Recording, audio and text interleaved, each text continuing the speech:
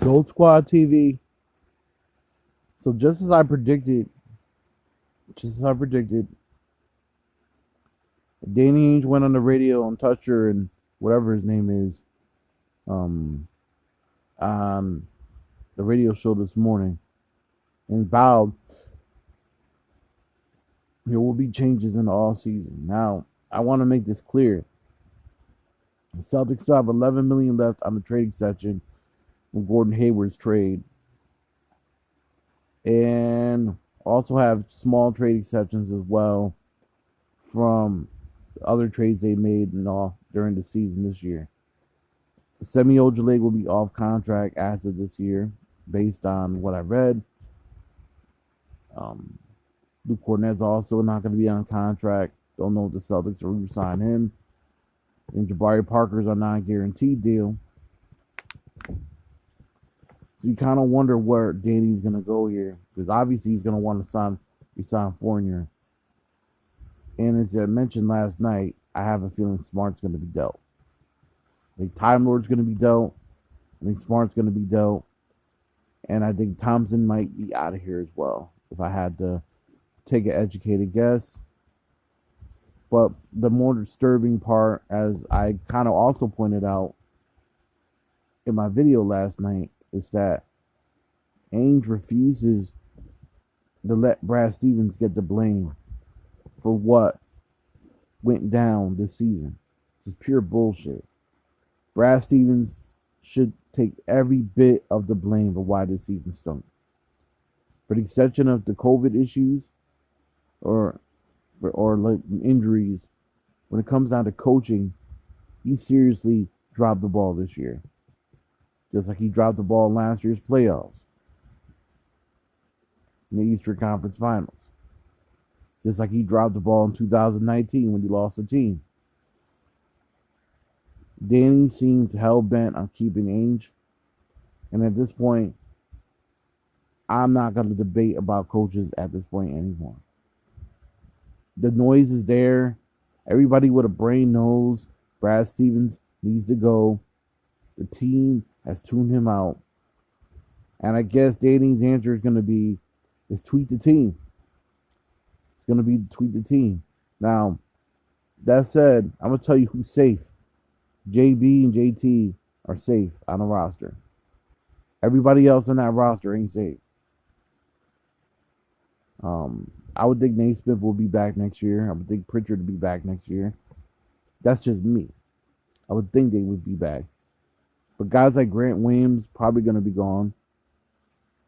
You would have to think, if they keep Grant Williams, what would it be for? Langford, I think they're going to keep Moneason to see if he has one off season where he actually has a healthy off season. They want to see if he, if he has anything left before they decide to trade him. You have to think Carson Edwards is gone. You have to think Taco. I don't know if Taco stays. Taco's developed pretty decently. Surprised he doesn't get a lot of playing time. A lot more playing time because of his size against certain teams. Like, I know he can't defend the pick and roll all that well, but a lot of teams aren't. The teams that don't run pick and roll, I would be trying to play him in. But they didn't really play Taco very often. Tristan, listen, and here's the thing with Tristan. Tristan's a great offensive rebounder. He gives us what we need on the boards. He's a decent post defender for the most part. Doesn't give us much offensively, can't stretch the floor. And I think that really kind of hurt us this year. It really did. Even when Tice was there. Though I was never a Daniel Tice guy. Even when Tice was there, Tristan's lack of offensive skill outside of the paint really killed us. Time Lord's lack of offensive skill in the paint, outside the paint, also killed us. And the way Brad likes to run the system, he likes to have a five that can shoot. And the reason why he had Aaron Baines out there shooting threes, he had Tice shooting threes.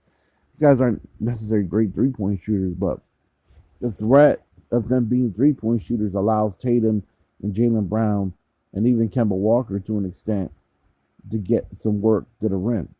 You know, maybe a Naismith and Pritchard as well, and Fournier.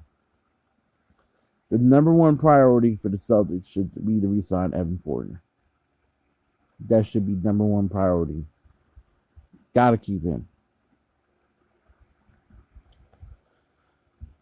That said, I have a feeling there are going to be bodies dropping. I think Danny's going to try to bulk up that bench. Don't know if he's going to go after vets. His history is not really great with going after veteran players. However, this situation, we really kind of need vets on this team. It's just simple. We need vets. We need somebody. If hell, the coach is going to stay, they're going to need somebody on that bench that's going to get in Jason Tatum's ass, getting Jaylen Brown's ass, getting Kemba Walker's ass, getting any of those guys' asses. Pause and let them cats know, yo, you guys need to step up. They need an enforcer on that team. Unfortunately, I feel like Smart's time has come as the enforcer. And I think really what it comes down with Smart, it's just he's too reckless. You know, if he would harness some of that recklessness, that haywire gene, then he would be so good. I've seen Marcus Smart when he's focused. Marcus Smart could be a legitimate fourth option on the team.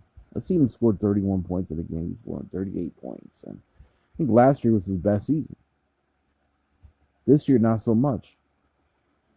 Struggled all year, like a lot of players have. But I also think it's time. He's been here 8 years now. And his angry outbursts in the locker room or his angry outbursts in the games are starting to get old. I don't know how much longer do you really want to have that. Maybe the rage isn't getting these guys to play anymore. And it might be time for somebody else to step in there in that role. That said, though, I'm disappointed in Ainge for saying that Brad's going to be back, but I can't say I'm surprised. Can't say I'm surprised. I hope that maybe Brad, from this time on, Brad thinks about it and thinks like, you know what, maybe it will benefit from a coaching break, and goes up to Danny and says, I think mutually we should all part ways. I'm hoping that Brad does that. I don't think Brad's going to walk away from that money. I do think, I will say this, despite this year, despite how bad this year has been, a lot of teams have struggled. Hell, the Lakers even struggled, for God's sakes. The teams have struggled with injuries, trying to just get across the finish line. This is a weird season. So I think we really should just throw the season in the trash at this point. Just see what Danny does in the off season. And we'll see what happens in the first half of the year next year. Jaylen Brown's going to be out for 3 months. But his surgery went successful for his wrist. I think Jaylen will be back better than ever next year. Hopefully, with the tweaks and the changes around the roster in a full all-season practice, 82-game season, with practices and stuff like that you don't get right now. This year we weren't, the teams weren't able to practice. You see, when the Celtics did practice, they had like 3 practices all season. All times that they practiced, they went and blew out teams. So I'm hoping that a year in, some fresh legs, fresh perspective, maybe this might be what the Celtics need. Maybe this horrible playing scenario where we lose in a play-in game or lose in the first round and get swept might be what the Celtics need right now. They might need a dose of reality. They might need you got to show up and bring your A game every game. And it's going to force Danny to make some moves that might not be popular, but are necessary. Like I said yesterday in my video about Smart, whether we want to see Smart leave or not, he might be our only option. You're not getting rid of Brown. You're not getting rid of Tatum. You're not getting rid of Kemba on that contract. So, like, what are you going to do? Someone has to go. Go Squad TV. Leave your comments down below. Tell me what you guys think. Celtics fans, what do you think of Danny stating basically that Brad's coming back next year and he's going to make significant changes to this roster? Go Squad TV.